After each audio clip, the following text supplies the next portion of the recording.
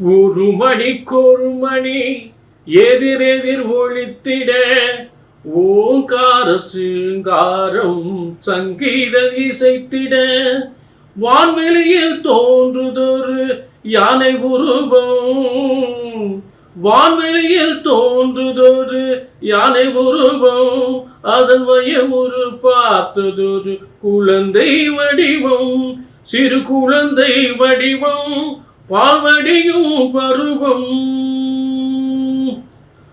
அனைத்து கோடான கோடி தமிழ் மக்கள் அனைவருக்குமே பிரம்மசக்தி சித்தர் வாக்கு ஜோதிடர் கோடான கோடி நமஸ்காரங்களை தெரிவித்துக் கொள்கிறேன். எல்லாரும் எப்படி இருக்கீங்க? எல்லாரும் சீரும் சிறப்புமாக சிறந்த வாழ்க்கை வாழ வேண்டும். இப்ப மனித வாழ்க்கையில் பிறப்பு முதல் இறப்பு வரை இன்ப துன்பங்கள், சுக துக்கங்கள், வெற்றி தோல்விகள், இவை அனைத்துமே கிரகங்கள் அந்தந்த கட்டங்களில் இருந்து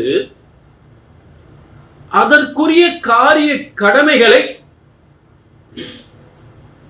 சரியாகவே செய்து வருகின்றது.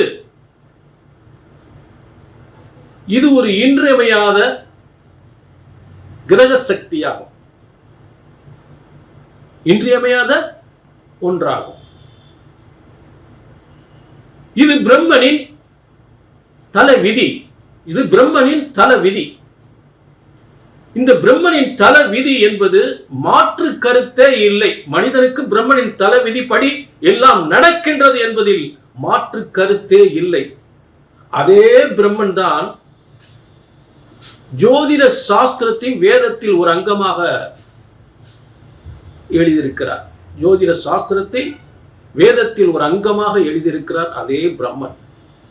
ஆக பிரம்மனால் எழுதப்பட்ட ஜோதிட சாஸ்திரம், எந்த பிரம்மன் நம்மை படைத்திருக்கிறாரோ அந்த பிரம்மனால் எழுதப்பட்ட ஜோதிட சாஸ்திரம் ஒருபோதும் தப்புவதில்லை, தவறுவதில்லை. புரிஞ்சுட்டீங்களா? இப்ப செப்டம்பர் மாத பலன்கள் இந்த பிரம்மனின் தலைவிதியாக 18 சித்தர்களும் முனிவர்களும் உருவாக்கிய முறைப்படி இந்த செப்டம்பர் மாத பலன்களை, அதாவது செப்டம்பர் 1 முதல் 30 வரை இருக்கக்கூடிய இந்த பலன்களை சிறப்பாக பார்க்க போகின்றோம். இது ஆவணி 16 அந்த ஆவணியில் பாதி நாட்களும், ஆவணிக்கு அப்புறம் புரட்டாசியில் ஒரு பாதி நாட்கள், அதாவது 14 ஆவணி 16 முதல் புரட்டாசி 14 வரை.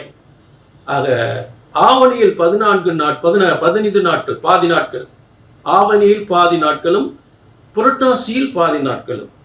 இந்த பிரம்மன் போட்ட விதி என்ன? அது காலபுருஷ தத்துவப்படி இந்த கால கிரகங்களுடைய மாற்றத்தினால் என்னென்ன பிரச்சனைகள் நடந்தது, என்னென்ன பிரச்சனைகள் தீரப்போகின்றது, தொழிலில் என்ன மாற்றங்கள் ஏற்பட போகின்றது, தொழிலில் என்ன முன்னேற்றங்கள் ஏற்பட போகின்றது, குடும்பத்தில் அமைதி நிலவுமா, சந்தோஷங்கள் ஏற்படுமா, சுப நிகழ்ச்சிகள் நடக்குமா, உத்தியோக உயர்வு ஏற்படுமா, பிள்ளையுடைய கல்வி எப்படி இருக்க போகின்றது, குடும்பத்தில் என்னென்னலாம் நல்லது நடக்கப் போகின்றது, இதற்குரிய தெய்வ வழிபாட்டுக்குரிய பரிகாரங்கள் என்ன, இந்த பிரச்சனைகள் ஏற்கனவே ஏற்பட்ட பிரச்சனைகள் எல்லாம் தீருமா, கூடுமா, குறையுமா, இதற்கு என்ன தெய்வ வழிபாடு, என்ன பரிகாரங்கள், சரிங்களா என்பது அனைத்தையுமே இந்த நிகழ்ச்சியில் உங்களுக்கு ஆதாரபூர்வமான விளக்கத்துடன், ஆதாரபூர்வ கிரகங்கள் இருக்கக்கூடிய அந்த கால தத்துவ முறைப்படி அதற்குரிய விளக்கங்களோடு தெளிவுபடுத்துவார் கடமைப்பட்டிருக்கிறேன். டிக் பண்ணாம பாருங்க, ஒரு சிறப்பான விஷயங்கள் உங்களுக்காக காத்து கொண்டு இருக்கிறது. புரிஞ்சுட்டீங்களா? அதே நேரம் ஒரு விஷயத்தை கொஞ்சம் நீங்க புரிஞ்சுக்கிறணும். என்ன? இது கோடிக்கணக்கான பேருக்கு சொல்லப்படுகின்ற பொது பலன். மேசராசிக்குரிய பொது பலன், ரிஷபராசிக்குரிய பொது பலன். ஆனா இந்த பிரம்மன் ஒவ்வொரு மனிதனுடைய தலையெழுத்தையும் ஒவ்வொரு ஜாதகப்படி எழுதியிருக்கிறார். ஒவ்வொருவருக்கும் ஒரு தலையெழுத்து, உங்களுக்குன்னு ஒரு தலையெழுத்து பிரம்ம எழுதியிருக்கிறார். அப்ப ஒரு முக்கியமான நீண்ட நாள் பிரச்சனைகள் அது நடக்கல இது நடக்கல அப்படின்னா கண்டிப்பா உங்க சுயஜாதத்தை பார்த்துக்கிறது நல்லது அப்படின்றத தெளிவா தெரிஞ்சுக்கணும். உங்களுக்குன்னு ஒரு விதி எழுதியிருக்கார், பிரம்ம விதி இது. அப்ப அதை தெரிஞ்சுக்கணும். அதை தெரிஞ்சுன்னா கீழே நம்பருக்கு நோட் பண்ணிக்கங்க, அப்பாயின்மெண்ட் வாங்கிங்க. இப்போ என்ன செய்ய போறோம்? சிறப்பா எல்லா ராசிகளுக்குமே அந்த கால கிரகங்கள் எந்தெந்த கட்டத்தில் இருக்கோ அதற்குரிய சரியான அந்த காரியங்கள் செய்யக்கூடிய சரியான செப்டம்பர் மாத பலன்களை பார்க்க போறோம். தெளிவா கேளுங்க. செப்டம்பர் மாத பலன்கள் கடகராசி நேயர்களே, உங்களுக்கான அதிர்ஷ்டத்தை தெரிந்து கொள்ளுங்கள்.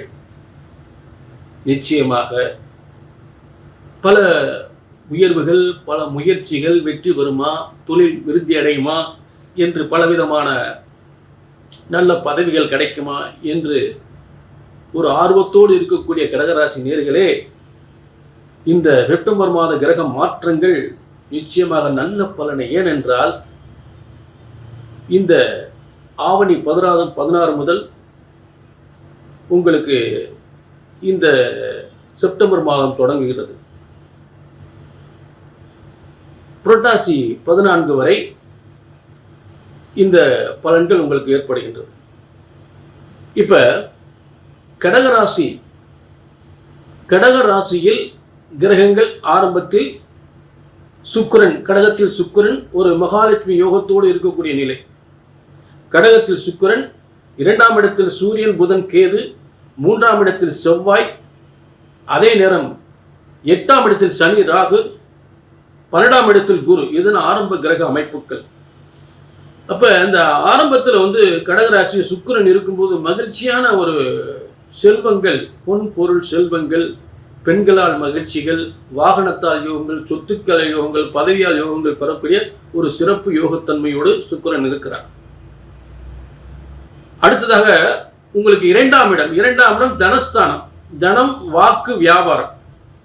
தனம், வாக்கு, கல்வி, வியாபாரம். ஒரு கல்வி என்றாலும் சிறந்த ஒரு உத்தியோகம், ஒரு அரசு உத்தியோகம், ஒரு அதிகாரத்துவமான உத்தியோகம். ஏனென்றால் உலகத்துக்கு பெருமை தரக்கூடிய உங்க வாழ்க்கை, உலகமெங்கும் பிரபலமாகக்கூடிய, உங்களை உயர்த்தக்கூடிய, உங்களுக்கு பேரும் புகழும் தரக்கூடிய சூரியன் 2ஆம் இடத்தில் ஆட்சி பெற்றிருக்கும் பொழுது உங்களுடைய மதிப்பு, மரியாதை, உத்தியோகம், உயர்வு எல்லாம் சிறப்பு வருகின்ற நிலை. மேலும் அந்த இடத்தில் புதன் இருக்கிறார், கல்விக்கு அதிபதி, வித்யாபதி, வியாபாரத்துக்குரிய. நீங்க என்ன வியாபாரம் செய்தாலும் சரி, உள்நாட்டில் வியாபாரம் செய்தாலும் சரி, வெளிநாட்டில் வியாபாரம் செய்தாலும் சரி, அந்த தொழிலும் சிறந்த முறையில் வருமானத்தை அதிகப்படக்கூடிய நிலை, வருமானத்தை அதிகப்படுத்தி கொட்டக்கூடிய நிலையில் சிறப்பு அமைப்புகள் இருக்கிறது. மேலும் கேது உள்நாட்டில் தொழில் செஞ்சாலும் வெளிநாட்டில் தொழில் செஞ்சாலும் அவர் வெளிநாட்டு சம்பந்தப்பட்டவர், வெளிநாட்டு கிரகம், வேற இன ஜாதி மக்களோடு சொல்லக்கூடிய அப்படிப்பட்ட வியாபாரங்கள் செய்தாலும் தொழில்கள் செய்தாலும் அதன் மூலம் நல்ல முன்னேற்றம் தரக்கூடிய நிலையில் இருக்கிறார். ஞானகாரன் கேது. ஏன்னா புத்தி கூர்மையோடு குடும்ப வரும், அதாவது ஞானகாரன் என்ன அர்த்தம் அப்படின்னா, அதே இடத்துல ஒளி கிரகம், சூரியனாகப்பட்ட ஒளி கிரகம். அப்போ உங்களுடைய புத்தி கூர்மை தெளிவாகும். நீங்க போடக்கூடிய திட்டங்கள் ஒவ்வொன்றும் வெற்றி அடையும். உங்களுக்கு உயர்வு, மேலும் மேலும் உயர்வு கிடைக்கக்கூடிய ஒரு காலங்கள், குடும்பத்தினுடைய முன்னேற்றங்கள் அதிகப்படக்கூடிய காலங்கள், குடும்பத்திற்கான வருமானங்கள் அதிகப்படக்கூடிய காலங்கள். அடுத்ததாக உங்களுக்கு 3ஆம் இடத்தில் செவ்வாய், தைரியம், ஒரு முயற்சி, சகோதரர்களால் நன்மை, பூமிகளால் நன்மை, உத்தியோகத்தில் இடமாற்றம், உத்தியோக உயர்வு என்று சொல்லக்கூடிய இடத்தில் செவ்வாய் இருக்கிறார். அடுத்து உங்களுக்கு 8ஆம் இடத்தில் சனி, ராகு. அதாவது இந்த 8ஆம் இடம் அஷ்டமத்து சனி அப்படின்னு எல்லாரும் சொல்லிக்கிட்டு இருக்காங்க. இப்போ என்னுடைய இது என்னன்னு கேட்டால் பணவரஸ்தானம் அப்படின்னு ஒரு இடம் இருக்கு. அந்த பணவரஸ்தானம் என்பது 8ஆம் இடம். அதாவது 2, 5, 8, 11 இது பூரா பணவரஸ்தானம். 2, 5, 8, 11. அப்போ உங்களுக்கு என்ன இருக்கு? 2ஆம் இடத்துல சூரியன் இருக்கார், பணவரஸ்தானம். பணம் எப்படி வரும்? செய்கிற வியாபாரம், தொழில், நல்ல பதவி, உத்தியோகம், இதனால நீங்க எந்த காரியாவது பணம் கொட்டக்கூடிய யோகம். அடுத்து 8ஆம் இடம். 8ஆம் இடத்துல மூலத்திரிகோணம் ஆட்சி, மூலத்திரிகோணம் ஆட்சி பெற்ற சனி, மேலும் ராகு. ராகு வந்து கும்பத்தில் வந்து ரொம்ப வலிமையாக செயல்படுவார். அப்போ எதிர்பாராத அளவுக்கு நீங்கள் நினச்சே பார்க்க முடியாத அளவுக்கு திடீர்னு பணம் கொட்டிடும். திடீர்னு எங்கிட்ட இருந்தால் பணம் ஒரு சொல்ல முடியாது, அந்த அளவுக்கு பணம் கொட்டக்கூடிய யோகத்தை கொடுத்துருவார் சனி ராகு. எங்கிட்ட இருந்தால் பணம் வந்து சேர்ந்துடும். பார்த்துக்கிட்டே இருங்க. உங்களை மகிழ்ச்சி வெள்ளத்தில் ஆழ்த்தக்கூடிய திடீர் யோகத்தை தரக்கூடிய சிறப்பு அம்சங்கள் அமைஞ்சிருக்கு.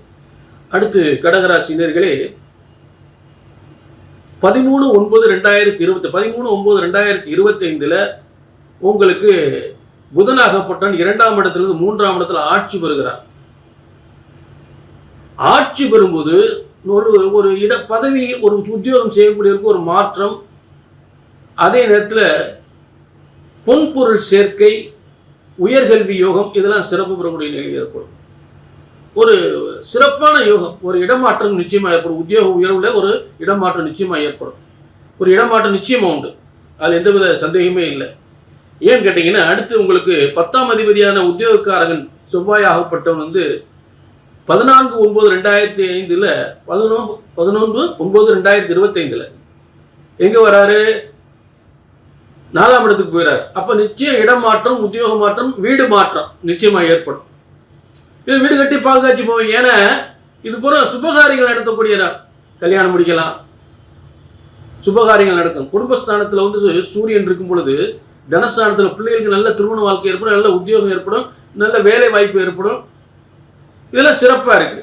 அப்போ 4ஆம் இடத்துல போய் செவ்வாய் இருக்கும்போது வீடு வாசல் கட்டக்கூடிய யோகம், வாகன யோகம் 4ஆம் இடத்துல, இது நல்லா இருக்கு, ஒன்றும் பிரச்சனை இல்லை. சரிங்களா? அடுத்து வந்து இந்த 15/9/2025 சுக்கிரன் உங்களுக்கு அவர் தனஸ்தானத்துக்கு வந்துடுறார். உங்கள் இடத்த கடகராசியில் இருக்கக்கூடிய சுக்கிரன் அவர் 2ஆம் இடத்துக்கு வந்துடுறார். அப்போ 11ஆம் அதிபதி 2ஆம் இடத்துல வந்து என்ன செய்யும்? 11ஆம் லாபஸ்தானம். அப்போ லாபங்கள் கொட்டி தரும். புரிஞ்சுட்டீங்களா? லாபங்களே கொட்டி தரும்.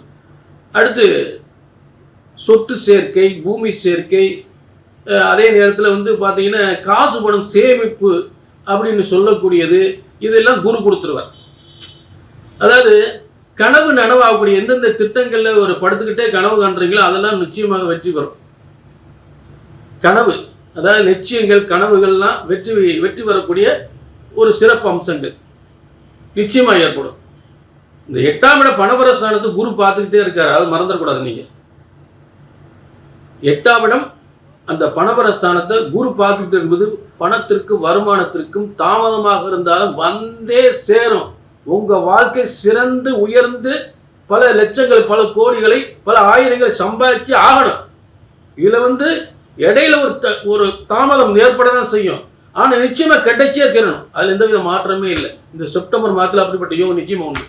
கடகராசி நேயர்களே, நிச்சயமாக இந்த செப்டம்பர் மாதம் மிகப்பெரிய தனயோகம், பதவி யோகம், குடும்பத்தில் மகிழ்ச்சியான காலங்கள், பண வரவு, உயர் பதவிகள், பெயரும் புகழும் கிடைக்கக்கூடிய நல்ல யோகங்கள் நிச்சயமாக இந்த செப்டம்பர் மாதம் மிகப்பெரிய யோகத்தை, ஒரு சிறந்த யோகத்தை, உயர்ந்த பதவியோடு, பேரும் புகழோடு, பல செல்வங்களோடு, பல யோகங்களை அணிவிக்கக்கூடிய உறுதியான காலமாக இந்த செப்டம்பர் மாதம் உங்களுக்கு அமையப்போகிறது. அதில் துளி கூட மாற்றம் இல்லை. இது வந்து பொதுவான, நல்லா கவனிக்கணும் கடகராசி நேயர்களே, இது வந்து ஒரு பொதுவான பலன். உங்களுக்குன்னு ஒரு தனிப்பட்ட லட்சியங்கள், ஏதாவது ஒரு பிரச்சனைகள், ரொம்ப நாள் நடக்காத பிரச்சனைகள், தொழில் பாதிப்புகள், கடன் பிரச்சனைகள், திருமண தடைகள், பிள்ளைகளுடைய திருமணங்கள், இப்படி ஏதாவது சொத்து பிரச்சனைகள், கடன் பிரச்சனைகள், ஏதாவது நீண்ட நாள் பிரச்சனைகள் இருந்தால் அது எப்போ சரியாகும் அப்படின்றத உங்களுக்குன்னு உங்கள் தலையெழுத்த பிரம்மன் எழுதியிருக்கார். அது எப்போ நடக்கும், எப்போ சரியாகும்ன்றத பிரம்மன் உங்கள் தலையெழுத்து எழுதியிருப்பார் உங்கள் தனிப்பட்ட ஜாதகத்தில். அதை தெரிஞ்சுக்கணும். எப்போ எனக்கு நல்லது நடக்கும் அப்படின்னு தெரிஞ்சுக்கணும்னு ஆசைப்பட்டீங்கன்னா கீழே நம்பர் இருக்குது, அதில் முன்பதிவு பண்ணிக்கலாம். ஒரு நல்ல நேரம், உங்களுக்குன்னு ஒரு நேரத்தை ஒதுக்குங்க. உங்கள் குடும்பம் சம்மந்தப்பட்டவங்களோடு சேர்ந்து உட்காருங்க. நல்ல தெளிவான ஒரு கேள்விகளை, உங்களுக்கு திருப்தியாக எதிர்காலங்கள் எப்படி இருக்கும், என்ன நடக்கும், என்னதான் எங்கள் வாழ்க்கை நல்லது நடக்குமா அப்படின்றத தெளிவாக தெரிஞ்சுக்கலாம். சரிங்களா? ஆக மீண்டும் ஒரு நல்ல நிகழ்ச்சியில் சந்திக்கும் வரை உங்களிடமிருந்து விடைபெறுவது 18 சித்தர்கள் முனிவர்களும் உருவாக்கிய சித்திரவாக்கு ஜோதிடர் பாலச்சித்தர். நன்றி, வணக்கம்.